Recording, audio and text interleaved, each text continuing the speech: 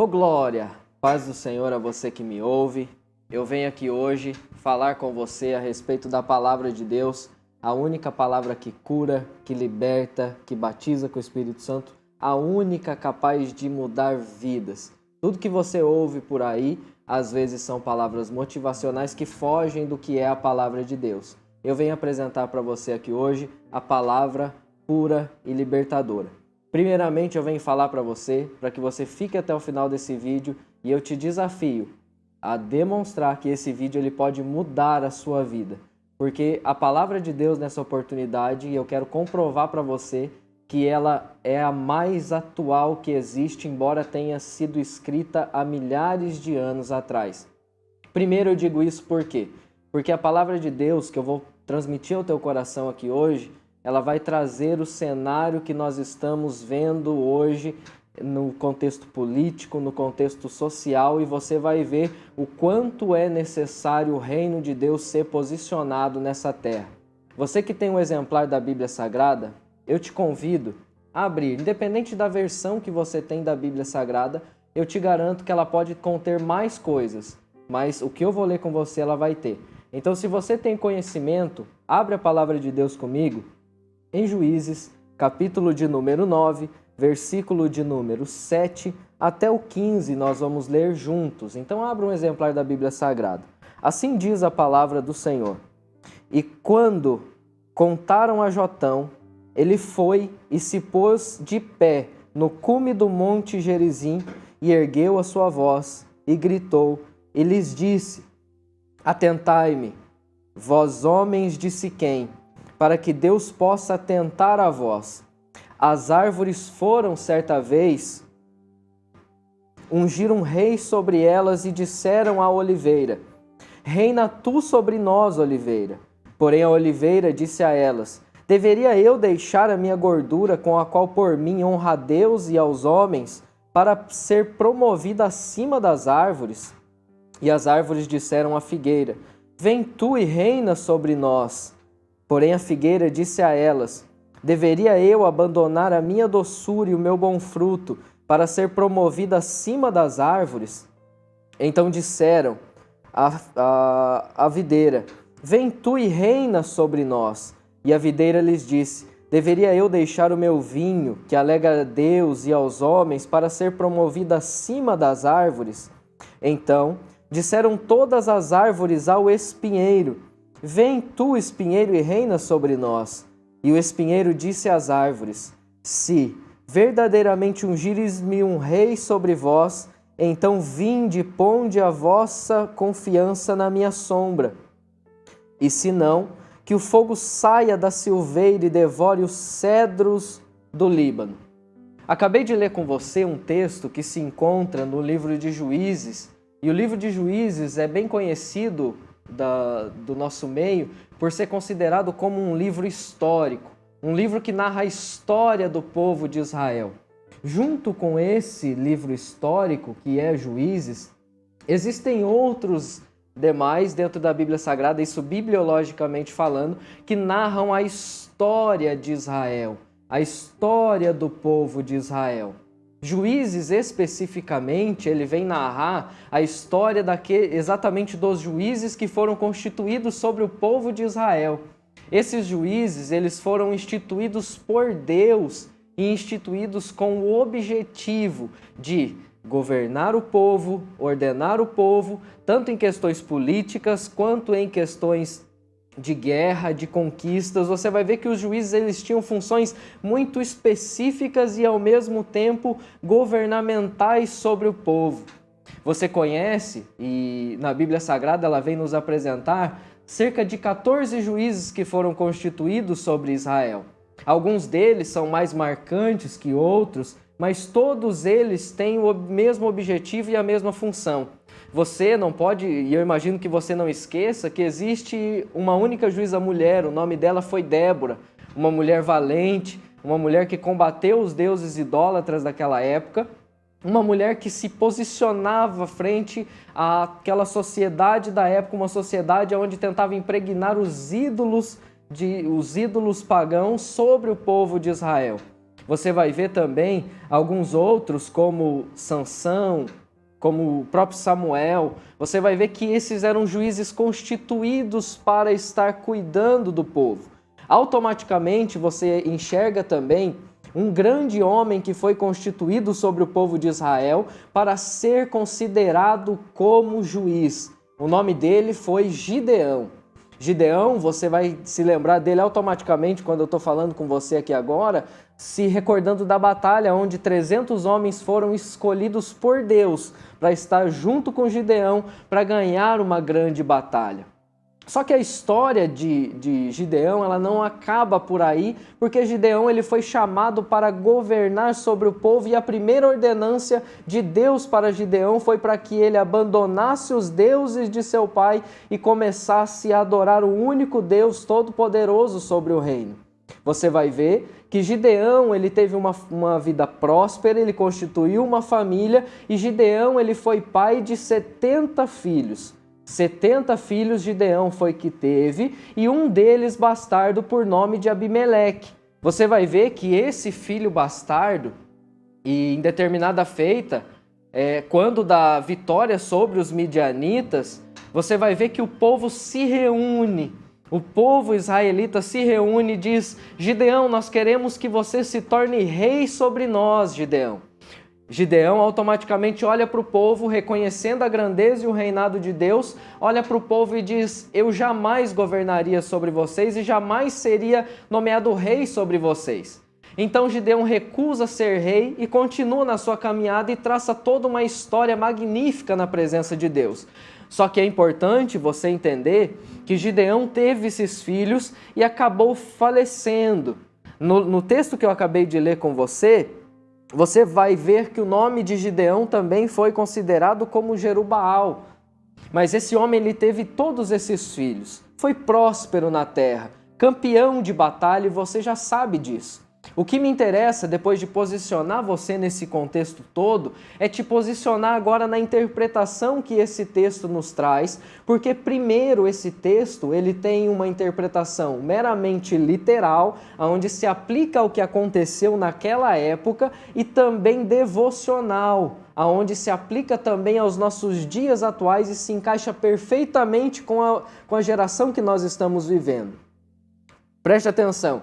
Abimeleque, o filho bastardo de Gideão, ele, depois do falecimento de seu pai, ele chega para os seus familiares, para o povo de Siquém e diz: o que vocês acham melhor?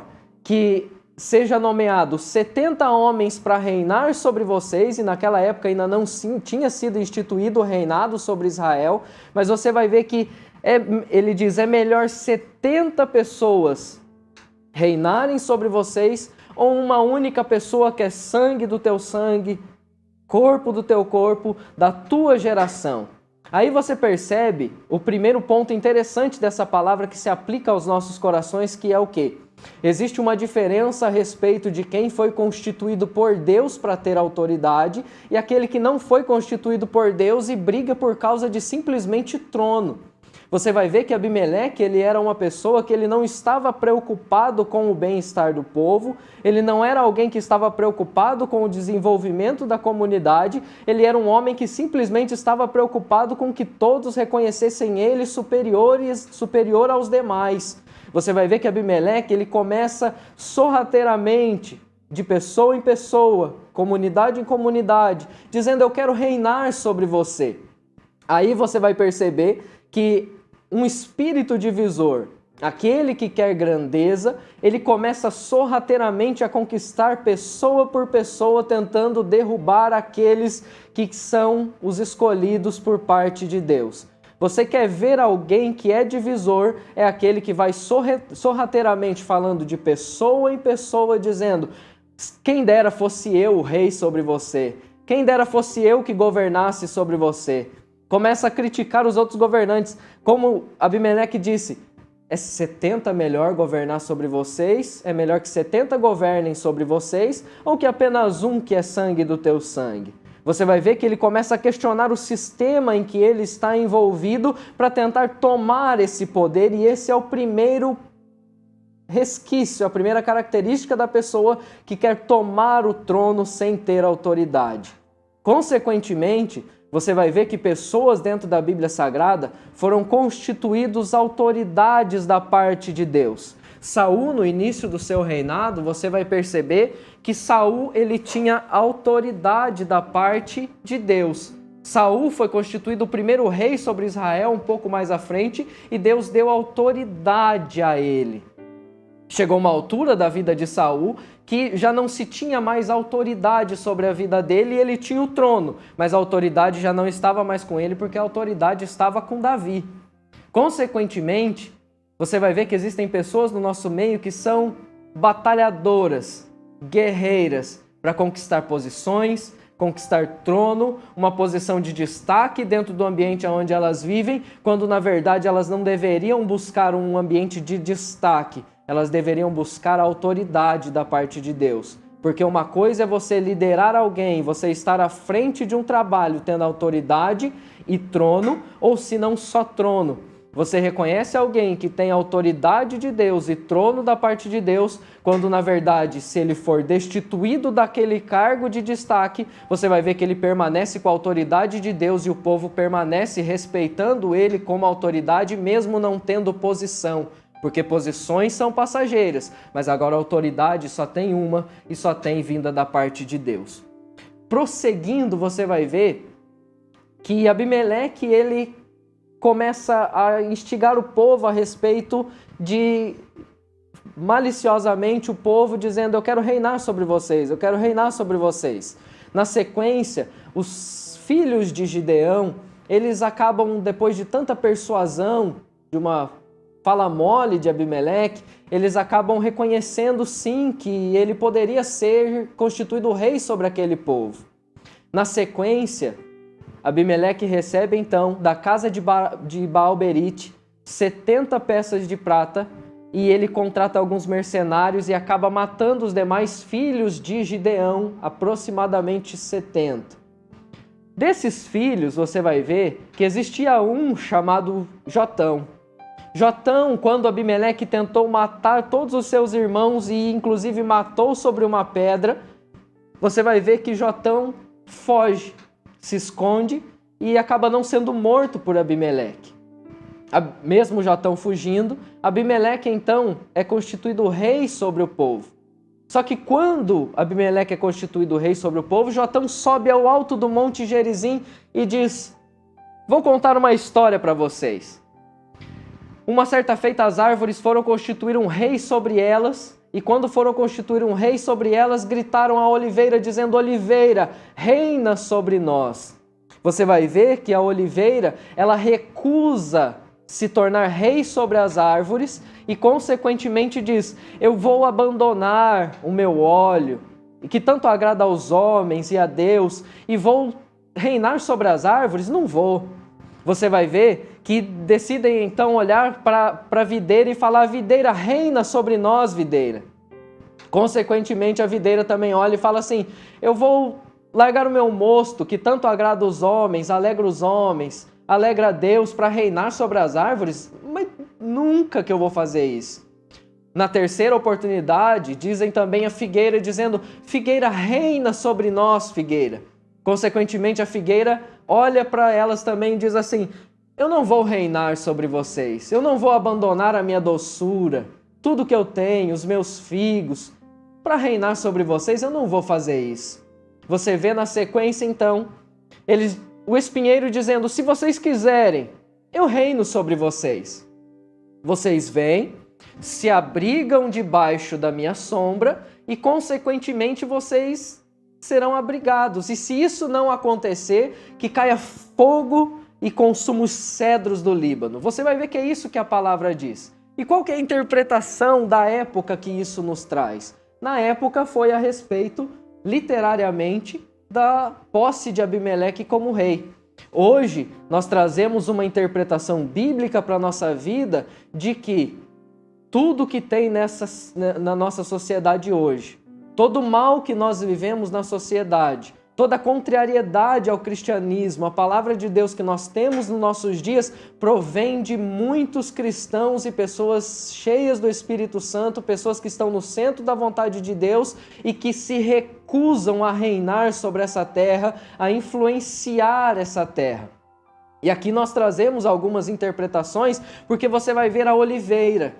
A oliveira, a videira e a figueira, elas são símbolo de Israel. Você vê muitas vezes na Bíblia Sagrada falar a respeito da figueira, da oliveira e da videira.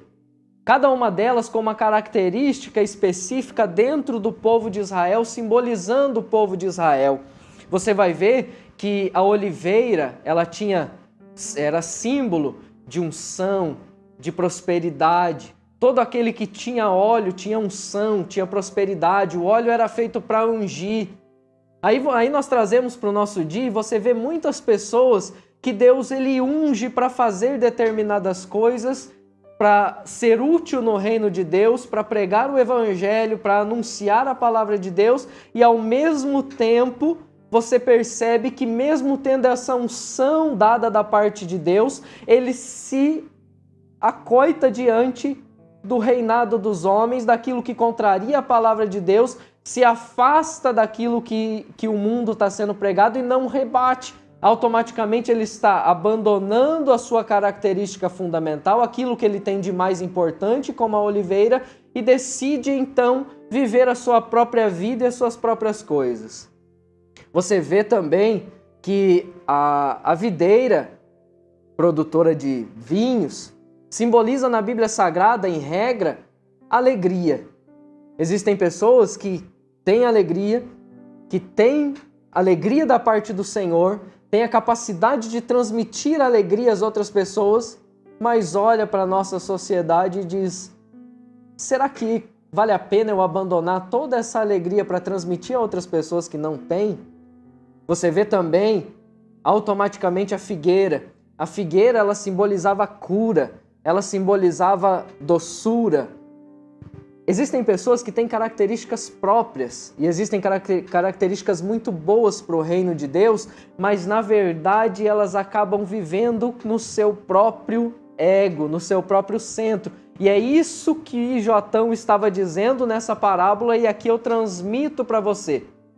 Existem pessoas que são chamadas para reinar. Existem pessoas como eu e como você que está aqui me assistindo, que foram chamadas para liderar uma geração, para estar à frente de uma geração. E na verdade, na atualidade, muitas delas deixam de se posicionar sobre o que é certo, sobre o que é bíblico, sobre o que é a palavra de Deus, sobre o que é moralmente correto e deixam de transmitir isso dizendo: por que eu vou pregar o evangelho? Por que eu vou anunciar as boas novas? Por que eu vou me preocupar com estar à frente de algum departamento na igreja? Por que eu vou me preocupar em estar na frente de alguma liderança num louvor? Por que eu vou me preocupar de estar à frente de algum trabalho, de estar na igreja de segunda a sexta, de segunda a segunda? Por que eu vou me preocupar com isso se eu tenho que correr atrás das minhas coisas? Se eu posso correr atrás da minha casa, do meu carro, de tudo que eu tenho aqui nessa terra para viver bem. E aí a gente entra com um versículo da palavra de Deus que ele é fundamental para essa passagem. Buscai primeiro o reino de Deus e a sua justiça, e todas as demais coisas vos serão acrescentadas. O problema é que as pessoas da nossa comunidade hoje, elas buscam não o reino de Deus e a sua justiça. Eles buscam primeiro as demais coisas e depois o reino de Deus e a sua justiça, e aí eu começo a aplicar para os dias em que nós estamos vivendo. Você vê por aí na comunidade muitos partidos, muitos ideais na sociedade que contrariam a palavra de Deus e contrariam o que a Bíblia diz a respeito de determinados itens morais ou não. Você vê por aí, andando pela comunidade, pessoas pregando ensinamentos falaciosos, ensinamentos que não condizem com questões morais. As pessoas estão perdendo a sensibilidade a respeito do que é certo e do que é errado. Antigamente algumas coisas eram consideradas como erradas e hoje você anda pelas ruas e determinadas coisas estão certas, os valores estão invertendo, os valores estão sendo reversos. E aí você olha e fala assim, mas por que tudo isso está acontecendo? Eu explico para você. Sabe o que está acontecendo? Enquanto muito espinheiro está com palavras faliciosas aí nessa terra, dizendo, vem sobre mim que eu vou te abrigar debaixo da minha sombra, existem muitas oliveiras, videiras e figueiras que são chamadas por Deus, com terra boa, plantio bom, que olham para essa terra, para essa sociedade e dizem assim, eu não quero mais fazer alguma coisa porque eu já sou salvo, eu já conquistei as minhas coisas. Para de ser egoísta, para de ser egocêntrico. Comece a pensar que você faz a diferença para essa sociedade, que você pode mudar a sociedade. Enquanto alguns pregam aí fora, alguns partidos pregam aí fora, inclusive algumas ideologias totalmente equivocadas do governo que a gente tem aí, a respeito de ideologias falaciosas, é o espinheiro reinando. E eu venho te convidar, você que está me ouvindo, a se posicionar diante da sociedade, para não deixar que espinheiros reinem sobre essa terra e venham a dizer, venha debaixo da minha sombra. Espinheiro não tem sombra, e espinheiro serve só para queimar, serve só para fogo. Então eu venho te convidar nesse dia, você que tem um talento extraordinário para fazer alguma coisa na obra do Senhor, seja ela louvar, cantar, tocar, pregar, não sei qual é o seu talento extraordinário, mas aplique para conquistar essa terra, para reinar sobre essa terra. Você foi chamado para reinar sobre essa terra, então não seja covarde, não se acovarde, porque Deus ele te chamou para ser grande. E é por isso que nesse momento eu quero terminar esse vídeo fazendo uma rápida oração com você, dizendo que se você crer e se você acreditar, mesmo parecendo impossível atualmente nós reconquistarmos uma geração, porque tudo tende ao pecado, mas se você for um braço, um cristão, um representante de Cristo nessa terra, eu venho dizer para você, Deus ele vai te colocar em lugares grandes dentro dessa sociedade para fazer a diferença. Então, feche seus olhos, curva a sua cabeça, você que me ouve. Senhor, nesse momento eu venho orar por aqueles que me ouvem e que me assistem nesse momento. Esses que não têm um posicionamento ainda nessa geração e nessa terra em que nós estamos vivendo, mas que têm o desejo no coração de se posicionar e fazer a diferença. Em nome de Jesus, venha transformar esse coração. Aqueles que o Senhor quer usar como ferramenta para abolir os pensamentos e as ideologias imorais dessa terra, porque essa terra pertence ao Senhor, essa cidade pertence ao Senhor. Coloca ele em lugares grandes, Senhor. Coloca ele em lugares altos, Senhor, para poder ter influência nessa sociedade tão corrompida, mas que a partir de hoje vai ser conquistada pelo Senhor por meio da vida dele. Dá coragem, capacita, Senhor. Em nome de Jesus, guarda a vida dele. É o que eu te peço e te agradeço. Em nome de Jesus. Amém. Fique com Deus. Se você gostou desse vídeo, curte, compartilha. Se você conhece alguém que quer fazer diferença nessa geração, passe esse vídeo para ela. Em nome de Jesus. Deus abençoe.